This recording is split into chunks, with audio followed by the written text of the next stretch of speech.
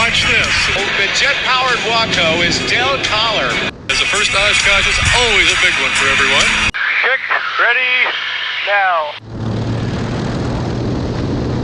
And Jeff Bourbon, he's a three-time national aerobatic champion. Boy, what a tremendous opportunity it is to see innovation. Ladies and gentlemen, a big round of applause for the jet-powered Waco. That's Del Collar, and in the Yak 110, Jeff Bourbon.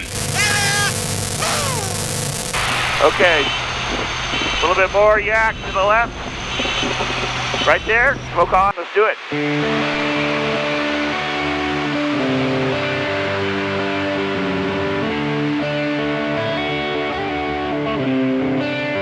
Hey, I just flew with a really talented photographer who gave me some tips of how to fly in formation with really cool airplanes and get those still shots that you're looking for.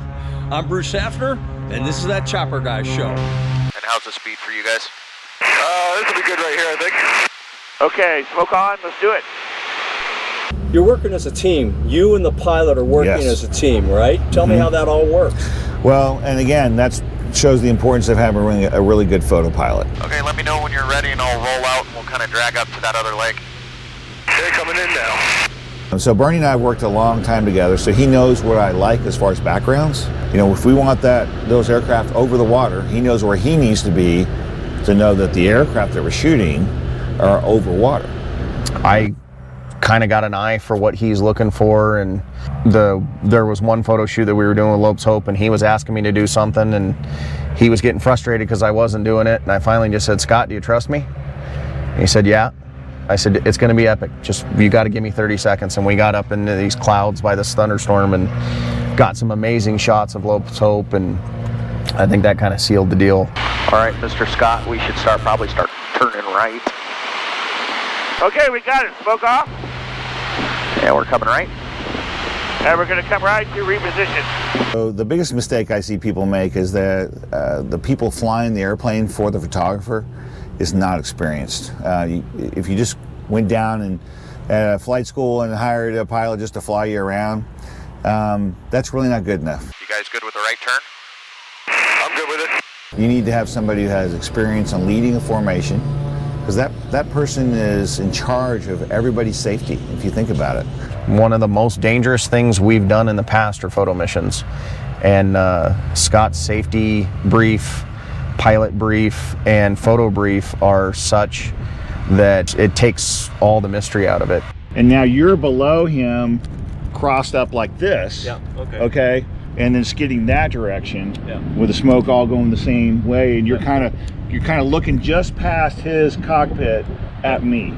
Right, going like that. Okay. So if we do that at around 80 or 90 knots, are you guys okay with that? Okay. Give me a little smoke. Tell me 3 of the coolest shots you've ever taken. Well, I would say probably top on the list is when we went to New Zealand to shoot de Havilland Mosquito that just got restored. New Zealand is just an amazing background. You can throw a rock and hit a nice background out there. It's just gorgeous. And that was cool. And then here at AirVenture, they had 2 B-29s in the air for the first time in over 60 years. And we had the privilege of shooting that, and that was very special. And then a couple of years after that, there's an aircraft called an XP-82, which is a twin Mustang. And it was built and designed to escort the B-29 and in Japan. And it never really made it to service, but it's still a very unique aircraft. And so we got that and a B-29 up together, and the backgrounds were glorious. It was an amazing shoot. So I would say those were my top 3 right there. Does that speed work for both of you guys now? Yeah, this works. Okay, so Yak, you'll be a little bit further forward on that, but I think that's going to be a nice looking shot. You want more slip from the Waco? Yeah, if we could do it. There's nothing like seeing an airplane floating next to you. That's what I love about this job.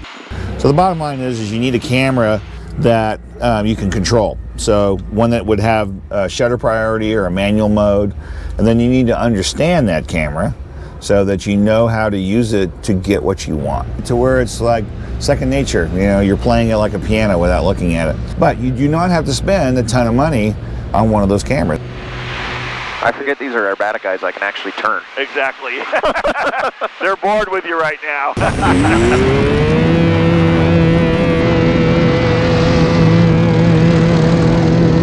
Have an idea of what you want before you go up. It's not really a kind of thing you want to just shoot by the hip. Now, given that when you're flying, a lot of times you do have to make changes on the fly because of conditions, clouds, weather, but you want to have a plan when you take off. And if you do that, and then it's a matter of execution, you're going to get much better results. So when I'm shooting, I have my arms, and my lower body might be moving, but I'm trying to keep my upper body steady. And I also will put the camera on my forehead here to kind of help stabilize it. So I have my hands stabilizing it and against my face to try to keep it still. All right, the lights lighting up the front of the airplane. It's looking nice. Right wing down, Yak. You're not going to be able to be successful unless you love it. And you got to love photography, you got to love aviation. And that's been my life. I've been a pilot and a photographer pretty much all my life. Just like any art form, you gotta sink your teeth in and go for it. And if you're good at what you do and you have passion about your craft, you'll be successful. Okay, I'm happy. I think we got it. Excellent. When was the moment you knew you wanted to be a pilot? I was 6 years old, and my mom and I went to Walt Disney World, and it was back in the days when the cockpit doors were open and kids were allowed in the cockpit, and we were sitting right up front, and I kept leaning down the aisle looking in there, and there was all these gauges and dials, and the stewardess actually said, "Do you want to go up there?" And I remember going up there, and very vividly, I don't know why at 6 I asked the guy how much he made, and he told me, and I remembered sitting there in this big airplane and looking out and imagining a baseball player with a bat who at the time made about the same amount of money. And I remember going, man, I'd rather play with this than hit a ball. And I was hooked.